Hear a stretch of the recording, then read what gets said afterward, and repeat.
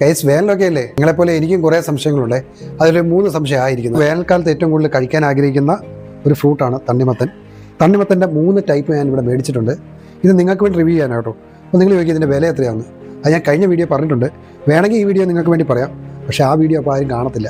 അപ്പോൾ നിങ്ങൾ ആ വീഡിയോ ഒന്ന് കാണാൻ. അതിനകത്ത് ഇതിൻ്റെ 3ൻ്റെയും വില പറയുന്നുണ്ട്. ഇതിൽ നമ്മളിതിൻ്റെ ടേസ്റ്റാണ് നോക്കുന്നത്. ഗൈസ്, നമ്മുടെ മുന്നിൽ 3 തണ്ണിമത്തനും മുറിച്ചിരിപ്പുണ്ട്. ഇത് നമ്മുടെ നാടൻ, സാധാരണ നമ്മൾ പണ്ട് തൊട്ടേ കഴിക്കുന്നത്.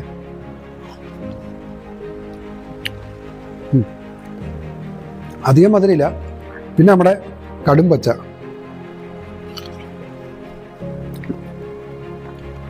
ഏതാണ്ട് 2 ഒരുപോലെ, പക്ഷേ ഇതിന് കുറച്ചുകൂടി കളറുണ്ട്. ഇത് നമ്മുടെ മഞ്ഞയാണ്. എല്ലാത്തിനും ഒരേ ടേസ്റ്റാണ്. മധുരം സമമാണ്, വാട്ടറിയാണ്, എല്ലാം ഒരേപോലെയാണ്. പ്രത്യേകിച്ച് വ്യത്യാസമൊന്നും നമുക്ക് കഴിച്ചു നോക്കിയാൽ അറിയാനില്ല. അതുകൊണ്ട് ഇരട്ടി വില കൊടുത്ത് മഞ്ഞ മേടിക്കുന്നതിനോട് എനിക്ക് അഭിപ്രായമില്ല.